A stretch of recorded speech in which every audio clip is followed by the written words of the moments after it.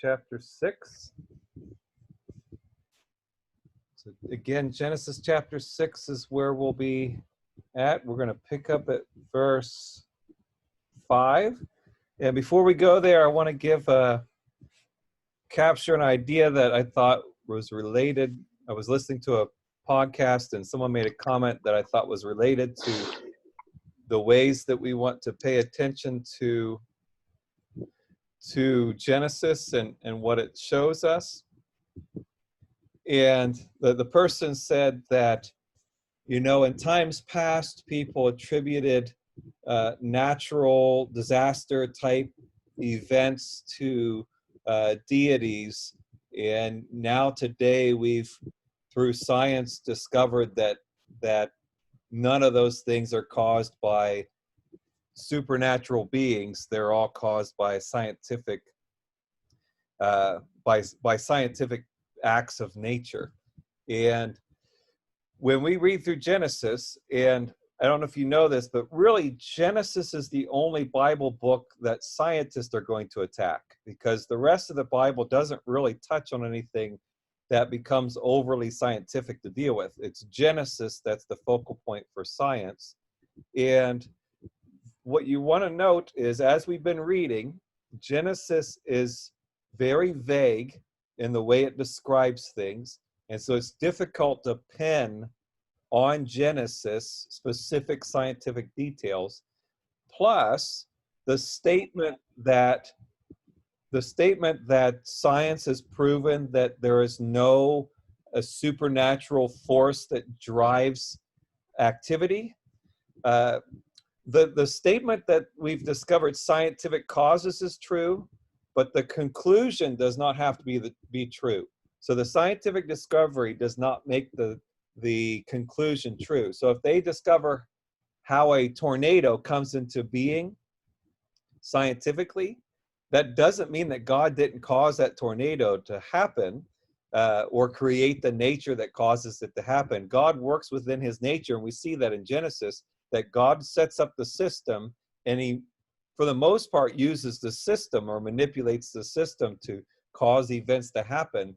So a scientific explanation can't prove against the idea of the notion that God impacts that. So Genesis can help us work those things out if we have a healthy interpretation of the things that are happening in Genesis, rather than being too narrow on the way we interpret things that come out of there. As far as summary, so we're in chapter 6, and chapter 1, we're going to summarize here. Chapter 1, we have the detailing out of creation, the 6 days of creation. And I want us to capture, and Genesis is going to do this at least for the first 11 chapters, where Genesis, its linguistic writing style is to throw out the big picture and to come back and look at part of that picture in detail. Then to throw out the big picture and come back and look at a specific part of that in detail. And it does it in chapter 1 and 2. In chapter 1, it throws out the big picture of all of the 6 days of creation. Then in chapter 2, it comes back and it focuses on humanity's description of, or the experience, the details of the creation of men. Then chapter 3, we move into Adam and Eve's fall and how they fall away from the Lord in the garden. Satan's involvement takes place. We get the messianic prophecy that happens, and God's reaction to human activity. And in that, we get, and also in the first 2 chapters, we get some description of human nature, human behavior, the nature of relationships, the nature of our heart. All those things play out in front of us. I don't know about you, but aren't you glad that you were not a person back in biblical times, so that you could be used as the story of, this is what you should not look like for thousands of years. Thank you, Adam and Eve. So then we move into chapter 4. And in chapter 4, we get Canaan. We begin with Cain and Abel's conflict. And again, we get heart issues that surface there. Both chapter 3 and 4, we get some insight on how to manage sin sin tendencies and the way that creates breakdown in relationships.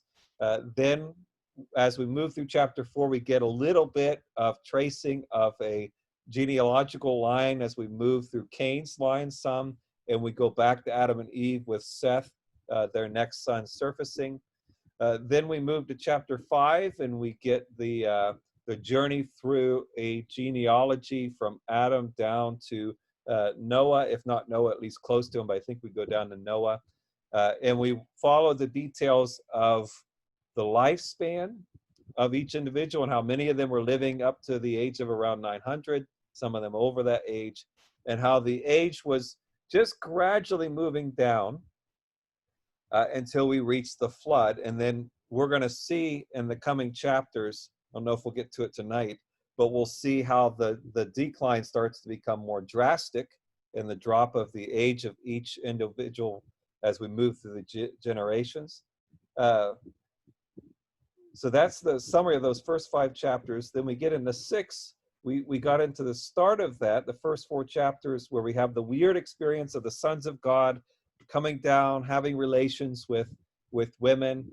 Some believe that those were demonic spirits that were having that. Somehow they conceived and gave birth to the Nephilim. And that was the great wickedness that was happening as we lead into Noah. So that's a summary. I hope that when you're studying the Bible, I encourage you to do that. Even if you just read a chapter, to stop and restate and rethink through everything that happened so that you can get a good picture of what's taking place there. So now we're moving to verse 5 of chapter 6. And it says, "The Lord saw that the wickedness of man was great in the earth, and that every intention of the thoughts of his heart was only evil continually." Isn't that a very bad statement of the condition of humanity? And I don't know if this was the height of that, or if that still tends to be the natural tendency of ourselves, especially if the Spirit is not doing his work in our lives, or we're not allowing the Spirit to do that work in our lives, that every intention of the thoughts of his heart was only evil continually. That is we have that propensity in us. We have that flesh in us to where everything we think, everything we feel, everything we set to do could be tainted by a selfish motive, by a sinful motive, by an impure motive. And God is showing us the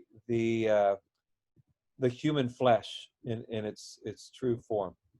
Then, this next verse 6, is going to give us some things to consider that are intriguing. And again, not that I have the answers to them, but it's things that we should reflect on. It says, "And the Lord regretted that he had made man on the earth." So he regretted. He felt bad that he had did what he did. Not that he was repenting, not that he did anything wrong per se, but he had regret. And God having regret is intriguing to me, because either, and this is a struggle for some people philosophically, either he knew that when he created man, this was going to be the outcome, or he didn't know. And if he didn't know, that creates a whole nother host of questions. Have you ever come across a problem and you think, well, it could be this and it could be this, and both options create all kinds of troubling questions? I don't know if you've ever had those experiences before, but when we look at this God regretting, there's some options that could be happening that we could think of. There could obviously be options we're not thinking of. And it's just puzzling to me that God regretted, but I understand, because it's turning out badly. And it speaks to God's emotional side. Sometimes people see God as this supreme being that is unaffected by human events, but here he is regretting, feeling sorrowful, feeling hurt by what's happening. And it's interesting to think about that when you are interacting with God in your life, and thinking through that I could do, say, think, feel things that could be hurting God's feelings, that could be making God feel regret towards me. Sean, it looked like you were going to say something.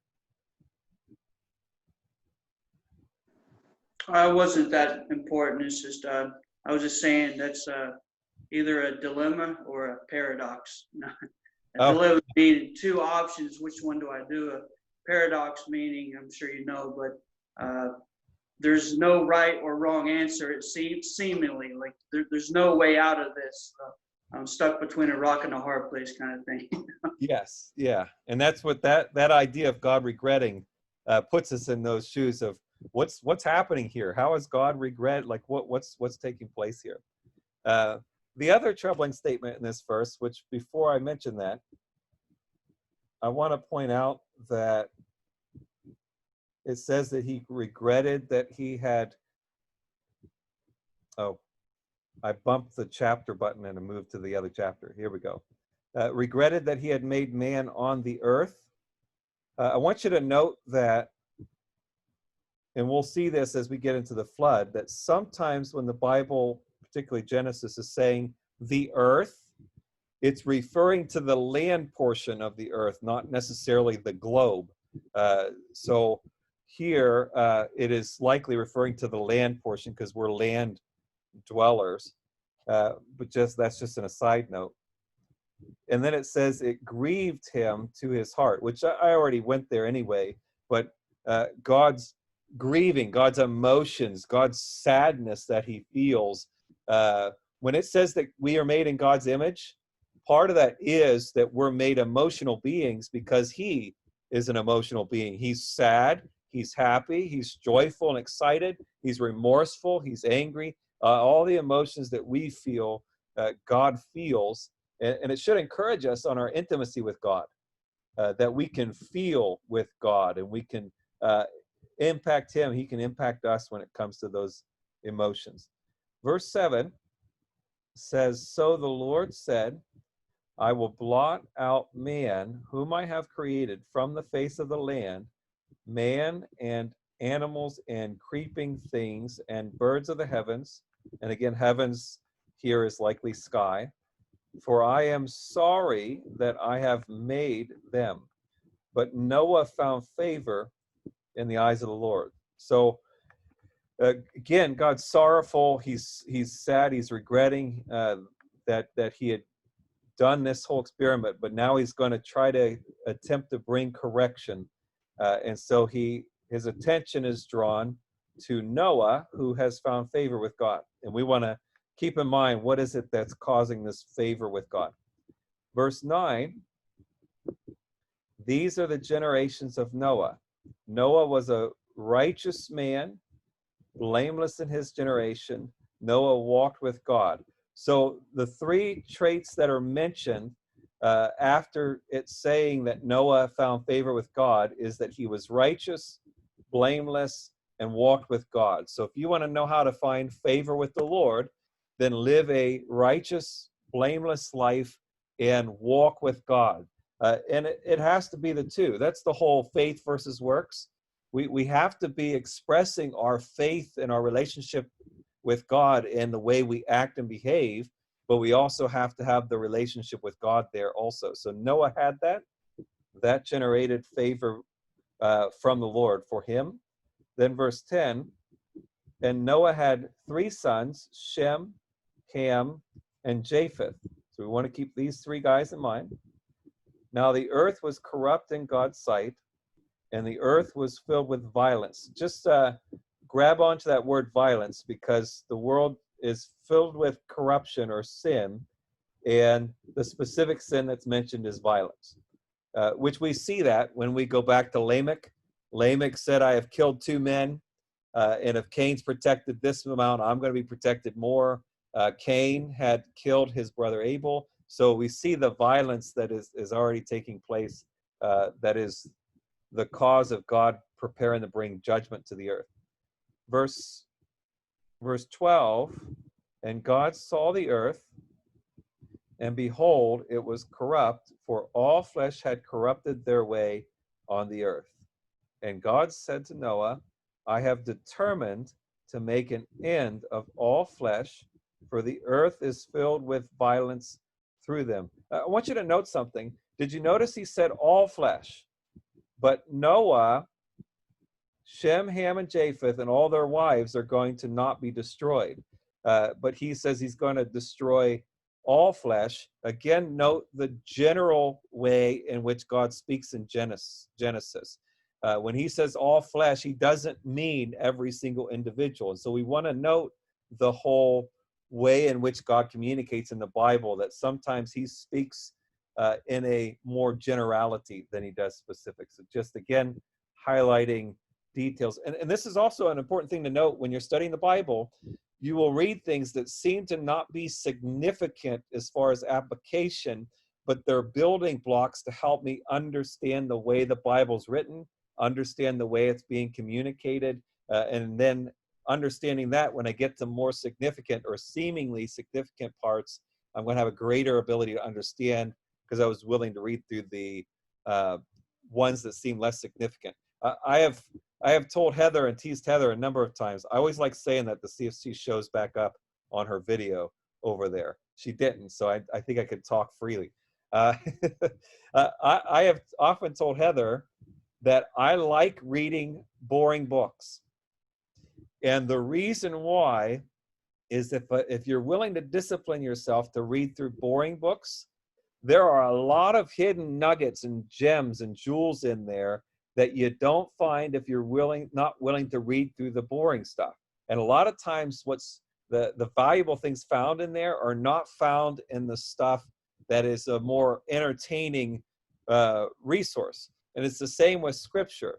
If you just read the book of Proverbs, or if you just read the Gospels, then you miss a foundation that is given to you from the rest of Scripture. So keep that in mind as you're working your way through Scripture. Pastor? Yeah. I have a question. Yes. And read verse 13 again. Okay.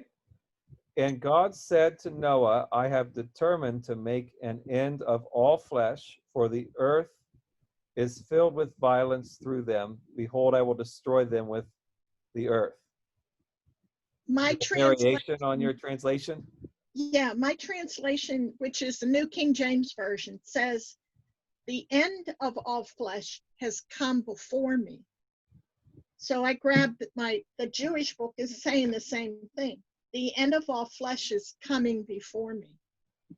And did you ever find out if that Jewish Bible was an actual translation or if it's using another translation?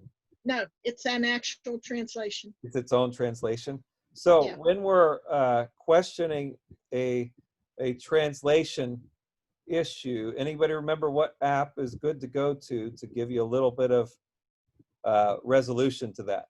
Anybody remember? I remember you said it, but I don't remember what it was. The Blue Letter, oh, I see Steve is showing that. Good. Yes, the Blue Letter Bible. So we're going to go and see if this sheds any light on that. What are we on? Verse 13. Yes. Verse 13. So you go there. I wish I could show this on the computer in an easy way. You click on the verse and you'll see study. You'll see a line that says interlinear/concordance. You'll click on that and you'll click on the selected word you want to look at. Now the challenge with this one is we're looking at a phrase, which is going to be broken up by each individual word that's used for that phrase. So I'm going to look here, and we got, unto Noah, the end of all flesh is come before me. Now I'm going to look here. Probably the is come and before me are the ones we're going to want to look at. To go in, enter, come, go, come in, to attain, go. Now let me look at the following word.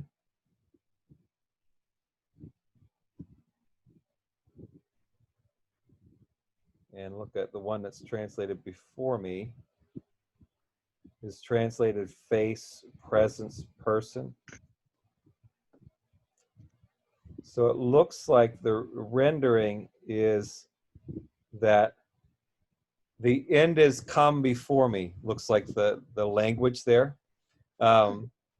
Which really, and I think what the other translations are doing is trying to capture what's happening in that, I don't know if you remember this. I'm trying to remember what passage has this. but there's a passage in the Bible that says the stench of their sin has ascended to my throne and reached my nostrils. I'm paraphrasing the wording there. And so there's this idea that when our sin becomes bad enough, that it becomes vividly present before God. And now he has to do something about it. And that's kind of the dynamic of what's happening here.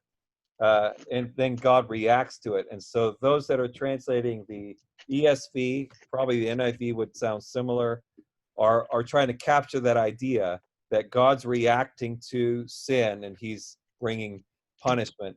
The wording is really just capturing a direction. It's still the same effect that's happening. People sin greatly and God's bringing judgment. Does that make sense? Yep. I just thought that was interesting, the wording. Yeah, and wording's always going to vary. And what I've learned as I've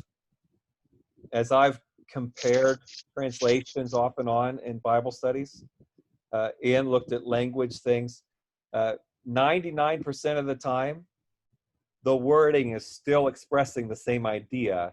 It's just putting it in different kinds of words and statements. And we do that all the time. All of us talk in different ways and we choose different types of terms to use, but we could be saying the same thing.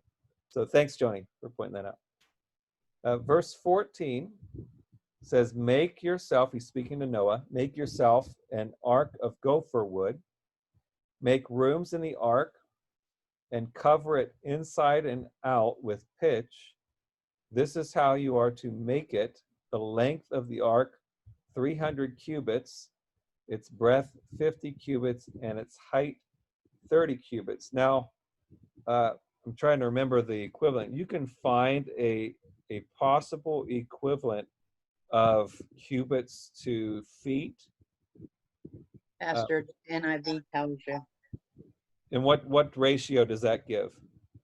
It says to make an ark, how to build it. The ark will be 450 feet long, 75 feet wide, and 45 feet high.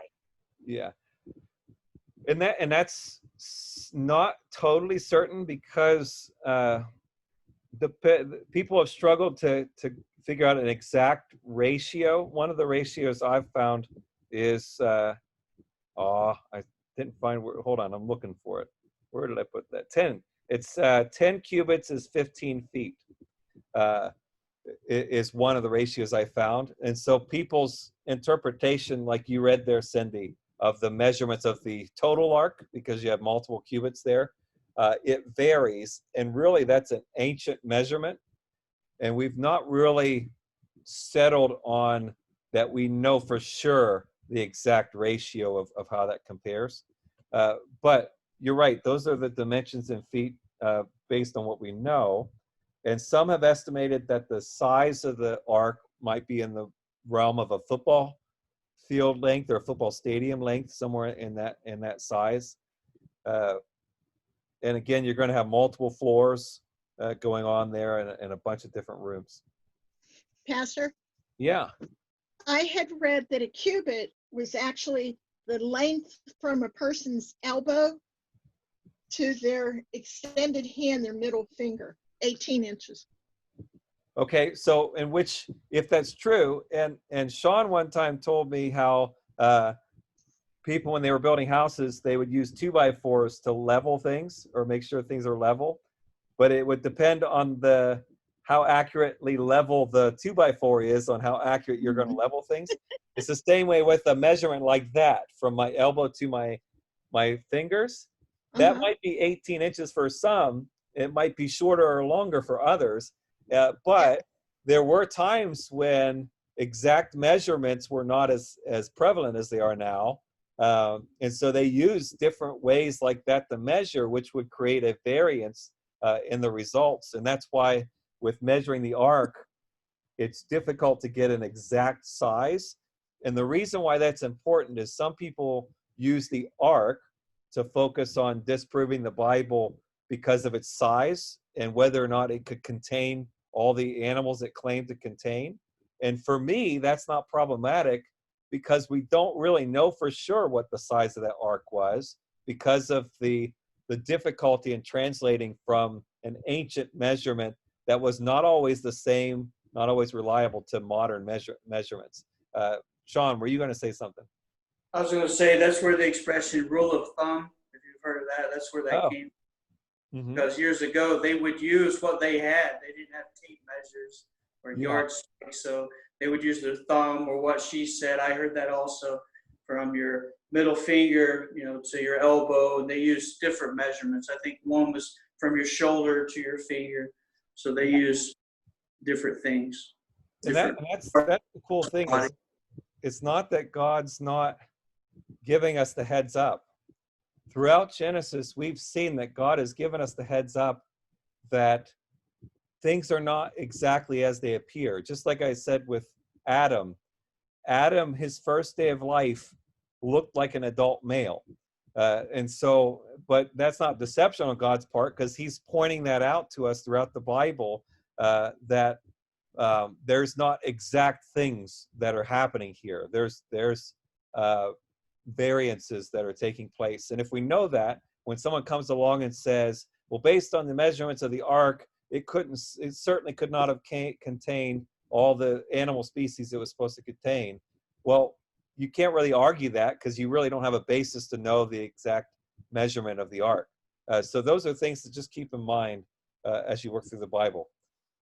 Verse 16 says, Can I mention something before you move on? Yeah, is that Joe? Joe, yes. Yeah. It kind of has to do with the measurements, but not really. I mean, it seems one of the more common assumptions, and it's an assumption, is that it's a cubit was 1.5 feet, and hence, 100 cubits is 150 feet, whatever. But I was reading an article by a guy who had a very strong naval background and engineering and everything. And basically what he was saying, they built models proportionately to the ark, whatever you call a cubit. And obviously it's a scaled down model, but if you make it that proportion with this length, width, and height, it's a vessel that's nearly impossible to capsize. Oh, okay. They built that to those proportions, and then they put it in a model where they, simulated, huge waves coming at it, and it would tend to tip a certain distance, and just because of the way it was built, it would always want to go back to center. And I always found that kind of interesting that, I'm not sure who would have known that, but God told him to build it to these dimensions. And whatever a cubit was, I don't really know how big it was, but that those dimensions are incredibly stable, no matter what the size of the waves that might be coming at it. It's just nearly impossible to capsize. Yeah, it's great to see things like that, because the Bible, we don't trust in the Bible just simply because we want to. We trust in the Bible. It's demonstrated itself to be reliable. God shows himself to be wise in Scripture, like the way, Joe, you had mentioned the describing of how he built the ark in such a way that it created stability. That's awesome. And also note God's detail-oriented nature.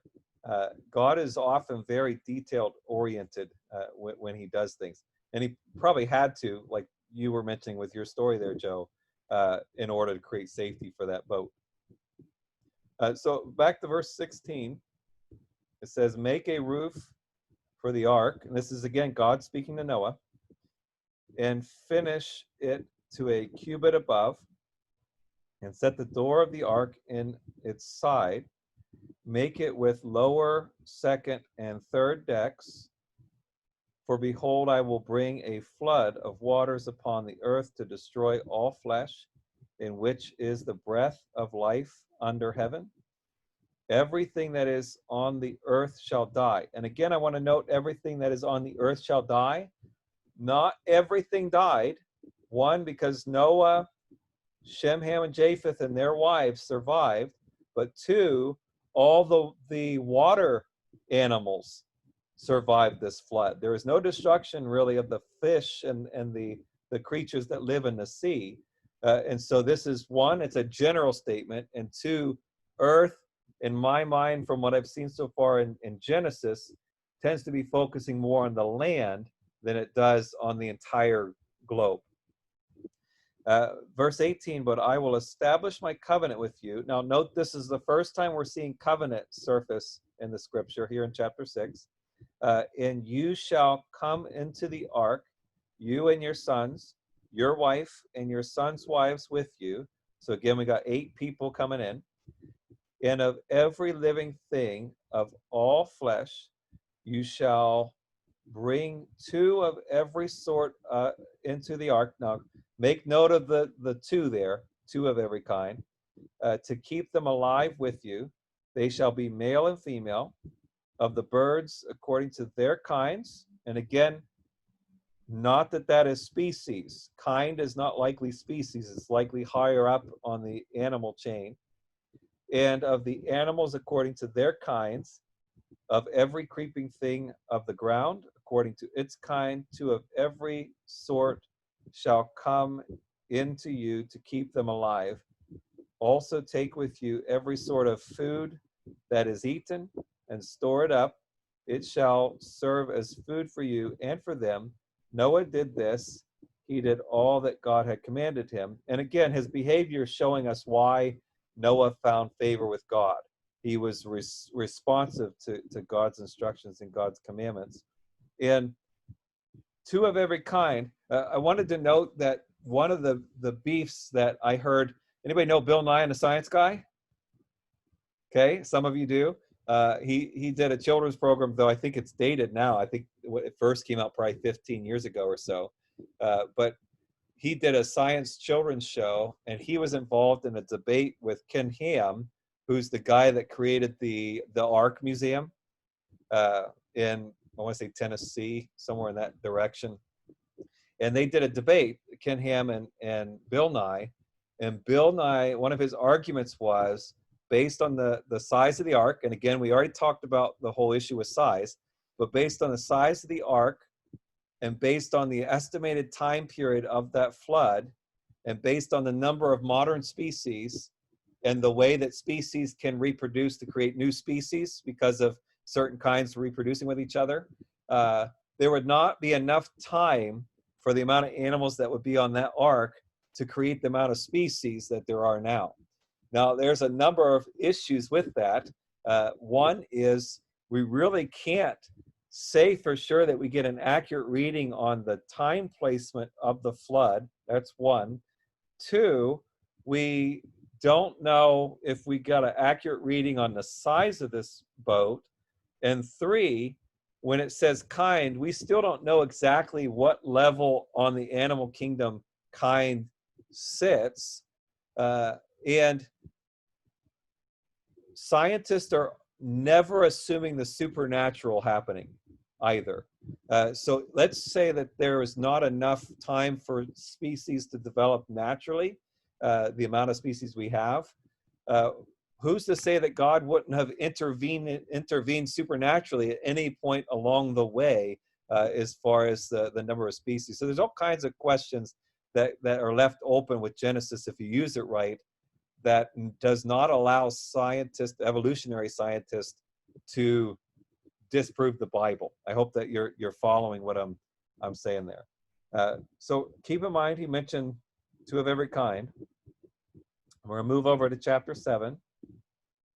And it says, then the Lord said to Noah, go into the ark, you and all your household, for I have seen that you are righteous before me in this generation. Again, keep focusing on the way God's describing Noah, because that's showing us the posture before the Lord that results in favor with God. And again, righteousness is emphasized here.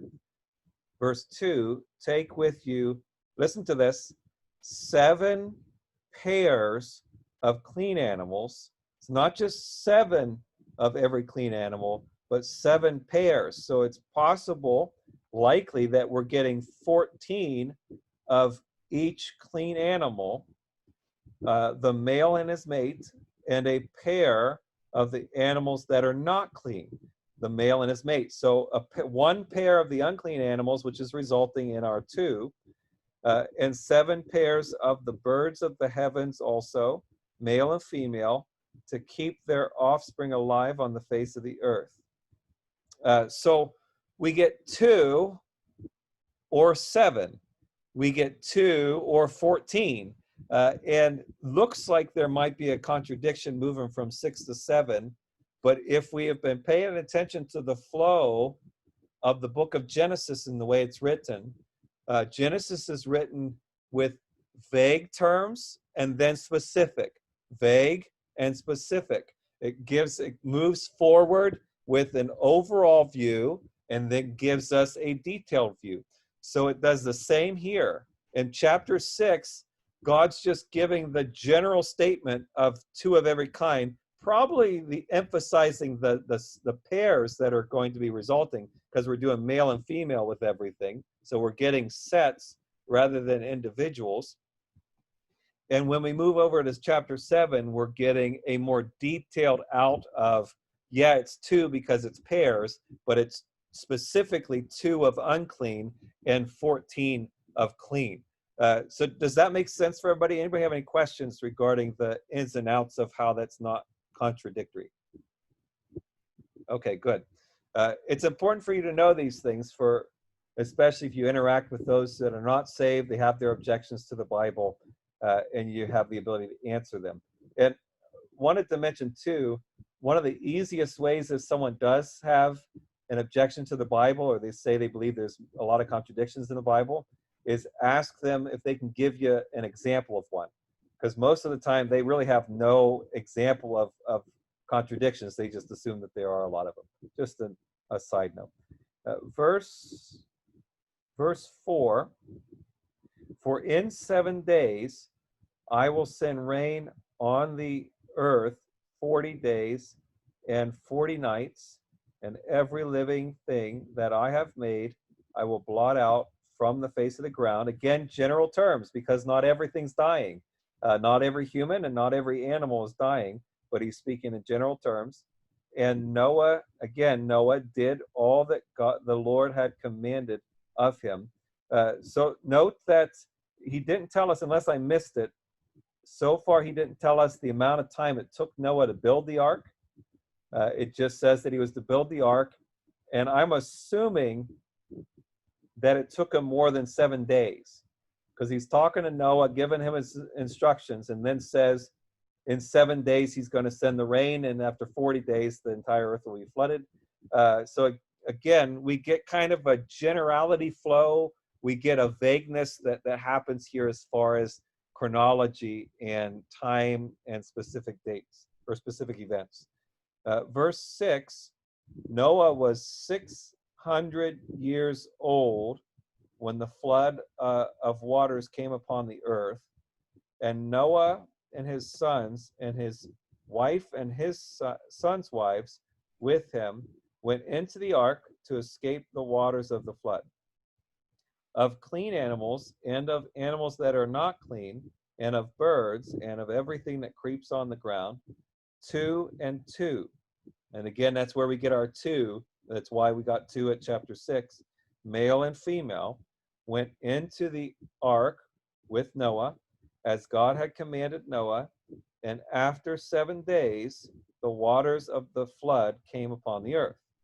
In the 600th year of Noah's life, in the 2nd month, on the 17th day of the month, on that day, all the floods of the great deep burst forth, and the windows of the heavens were open. Now, I want to note timing here. We're on the 2nd month and the 17th day of that month. Now, first of all, we're looking at an English translation of an ancient Hebrew language. And our question is, what is a month to them? Because as many of you know, the Jews calculate time differently than we do currently. And that's the Jews that became the Jews in Moses's day, not Noah's day. And that's why Easter, have you ever wondered why Easter ends up on different dates every year? Part of that is because of the Jewish way of keeping track of time. It just moves differently than than our way of timing. We also don't know if they have a calendar system yet, and they're saying this is the second month, like, is this February? Or is it the second month of this experience? Which could be possible if we're moving, we had a week and then we had 40 days, which could put us about the range of the second month. Not that we've gone through 2 months, but we're on month number 2 and we're 17 days into month number 2. So it could be that they're keeping track of time that way. But again, the point is we don't know. There's a vagueness, there's a lack of some specifics that we don't have. So verse 12, and rain fell upon the earth 40 days and 40 nights. On the very same day, Noah and his sons, Shem, Ham, and Japheth, and Noah's wife, and the 3 wives of his sons with him, entered the ark, they and every beast according to its kind, and all the livestock according to their kinds, and every creeping thing that creeps on the earth according to its kind, and every bird according to its kind, every winged creature. They went into the ark with Noah, 2 and 2, again the 2 in chapter 6 versus the 7 in chapter 7, of all flesh, in which there was the breath of life, and those that entered, male and female of all flesh, went in as God had commanded him. And I'm going to stop there because it's important that, remember I said one of our principles is we want to imagine being in this scene, being in this setting. And this scene has always intrigued me, entering the ark and being on the ark. Now, one, we don't know how many species of animals there were because they're organized by their kinds. So there might be a number of species that we don't have then that we have now. For example, the cat species. Was there a lion and a cheetah and a leopard and a tiger? We don't know, but there certainly was at least a large cat. But nonetheless, I don't know if you've ever done this like I do, but I like imagining being on there, on this boat that's enclosed, and you're living with tigers, you're living with giraffes, you're living with gorillas, and they're all coexisting with each other, even though we know we have they're quarantined, so to speak. They're in their different rooms and sections. You have raccoons in there, you have squirrels, you have eagles, you have every single thing that's on there. And one of the first things, if you're trying to imagine this, that should come to mind is how that place smelled.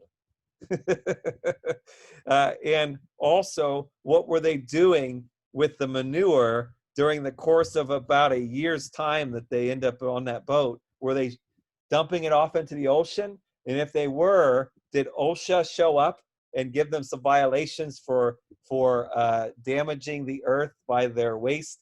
All kinds of fun things to imagine there while you're stuck in that environment.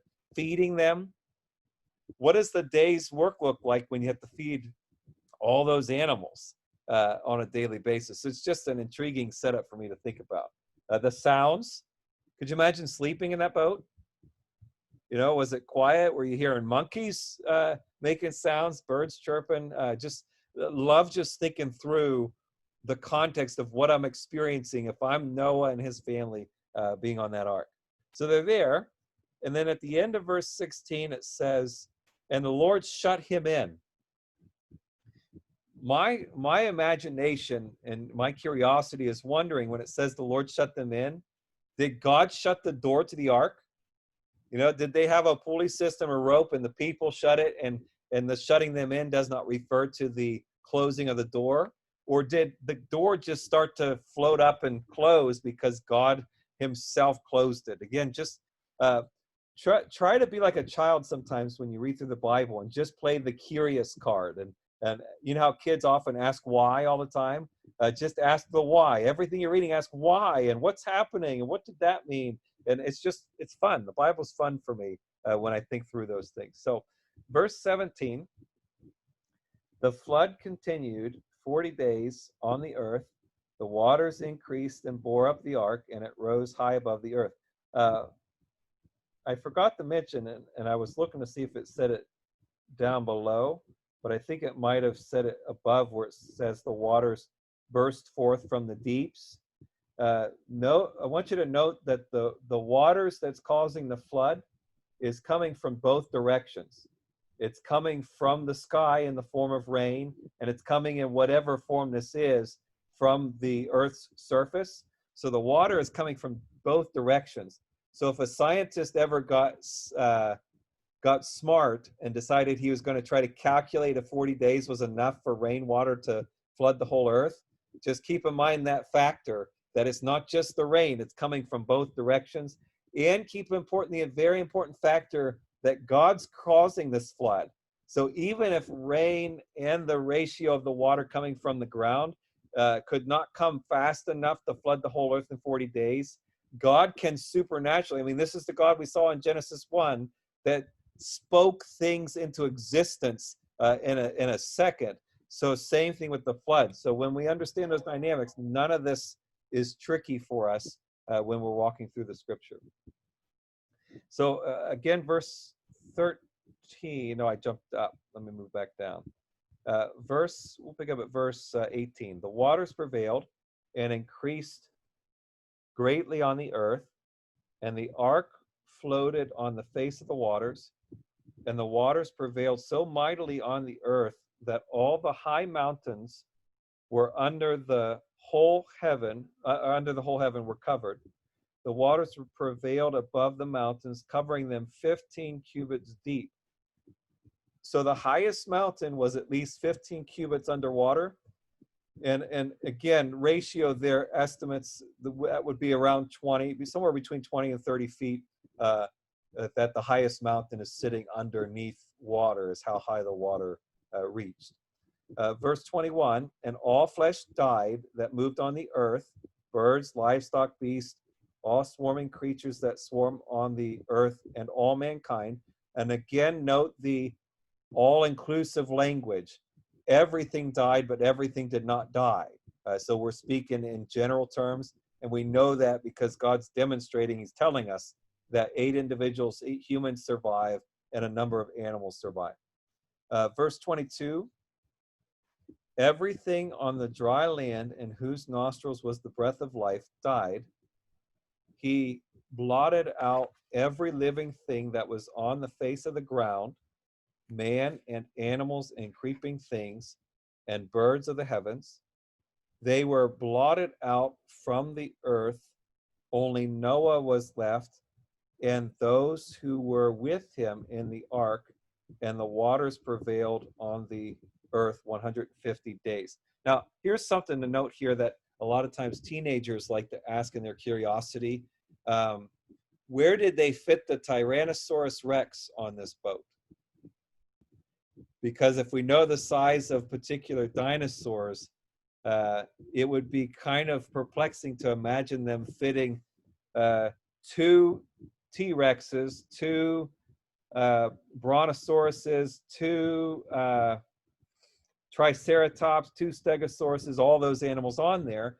And again, this is where the kind comes into play, in that if kind is a large family of reptiles that involves multiple species, it could be that this is where the dinosaurs left the earth, because when God chose a kind, he didn't choose that species of that kind to enter on the ark. Again, just speculation, but I just want you to see how when you pay attention to the way the Bible speaks on the creation of the earth and this flood experience, it does not have to conflict with science.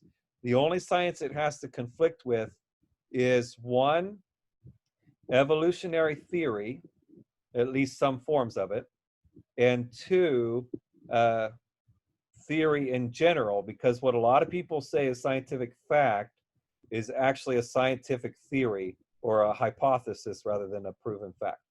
So note those things. And then the water prevailed in the earth 150 days. So the question is he counting 150 days from the day that the water stopped coming? Or is he counting 150 days from the day that Noah and his family got on the ark?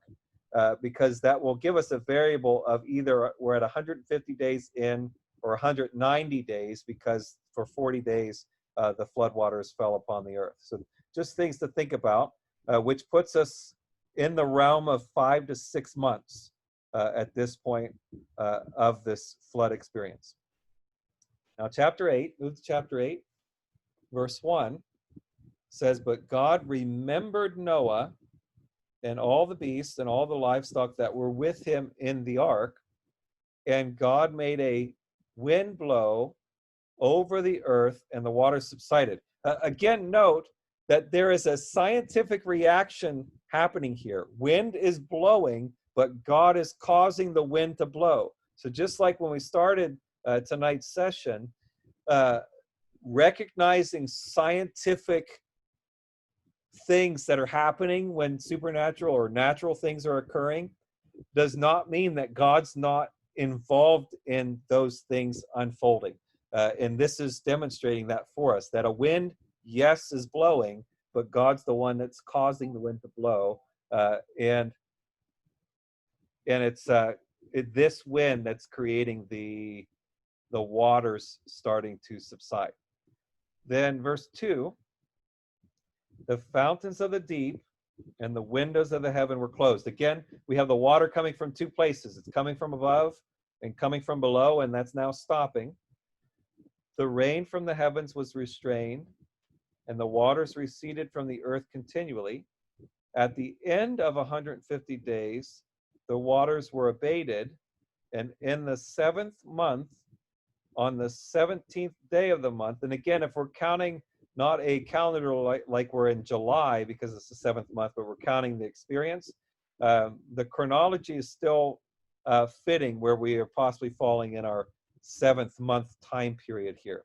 "The ark came to rest on the mountains of Ararat, and the waters continued to abate until the 10th month. In the 10th month, on the first day of the month, the tops of the mountains were seen." Does anybody know, and if they're going to land on the mountain of Ararat, does anybody know now where the mountain of Ararat is? Anybody know? If you want to find out, and I'll tell you, Google's always right and is infallible and inspired by God. So anytime you Google search, you know you've got the answer. I'm joking, but it does give us some answers. So modern Mount Ararat is in modern Turkey. And Habiba, were you wanting to say something? Okay. It's supposed modern Mount Ararat is in modern day Turkey. It's in the farthest east side of the country, almost directly north of where the Garden of Eden would have been. And not that Noah was in the Garden of Eden, but we don't know how much migration has happened so far at this point.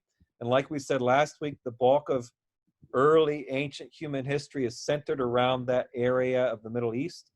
And so they go in the flood and they drift north, it looks like, to Mount Ararat. So just keep that in mind. And verse 6, "At the end of 40 days, Noah opened the window." So this is 40 days after we have the 150 days. So we have the 150 days, the water starts subsiding. We get to 10 months or the 10th month, and we start to see mountaintops. And now we're progressing 40 days ahead again. "Noah opened the window of the ark that he had made and sent forth a raven." And all us Steelers fans cry foul because the ravens are going forth instead of some other bird. Can you believe that God's favoring the Baltimore Ravens here? It's so sad. I'm just joking. Anyway, sent forth a raven. It went to and fro until the waters were dried up from the earth. Then he sent, so that raven never came back. Then he sent forth a dove from him to see if the waters had subsided from the face of the ground. But the dove found no place to set her foot, and she returned to him to the ark. for the waters were still on the face of the whole earth. So he put out his hand and took her and brought her into the ark with him. He waited another 7 days, and again he sent forth the dove out of the ark. And so we're moving forward weeks at a time here. And the dove came back to him in the evening, and behold, in her mouth was a freshly plucked olive leaf, showing that there was more land exposure starting to happen. So Noah knew that the waters have subsided from the earth. Then he waited another 7 days. So we're again moving forward 7 days or a week, and sent forth the dove, and she did not return to him anymore. In the 601st year, in the first month, the first day of the month, and again, this is referring to Noah, most likely because he was 600 years old at the start of the flood. The waters were dried from the earth, and Noah removed the covering of the ark and looked, and behold, the face of the ground was dry. In the second month, so we're in the second month of the second year, we're moving into the second year. On the 27th day of the month, the earth had dried out. So the earth was uncovered, the water was gone, but the earth was saturated. It was very wet, the ground. So they waited another duration of time for the ground to dry. In the second month, on the 27th day of the month, the earth had dried out. Then God said to Noah, go out from the ark, you and your wife and your sons wives with you. Bring out with you every living thing that is with you of all flesh, birds and animals and every creeping thing that creeps on the earth, that they may swarm on the earth and be fruitful and multiply. Again, note God's desire for population. He wanted a populated earth here. Verse 18, so Noah went out, and his sons and his wife and his sons' wives with him, every beast, every creeping thing, every bird, everything that moves on the earth went out by families from the ark. So we're looking at likely, I think we were in the estimate somewhere around 400 and some days that Noah had this whole ark experience. So it's over a year that they're on the. Could you imagine? We complained for 2 months of a stay-at-home order. Could you imagine a year and maybe 2 months, 14 months of being stuck on a boat?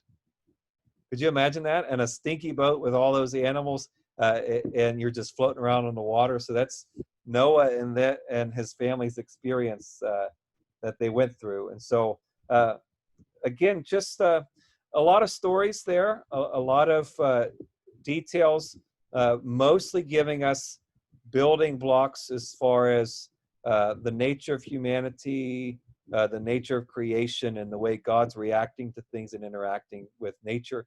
We'll stop there and pick up at verse 20 as we move ahead with what happens after they get to the other side of the flood. So thanks for being with us tonight. And I'm going to end the video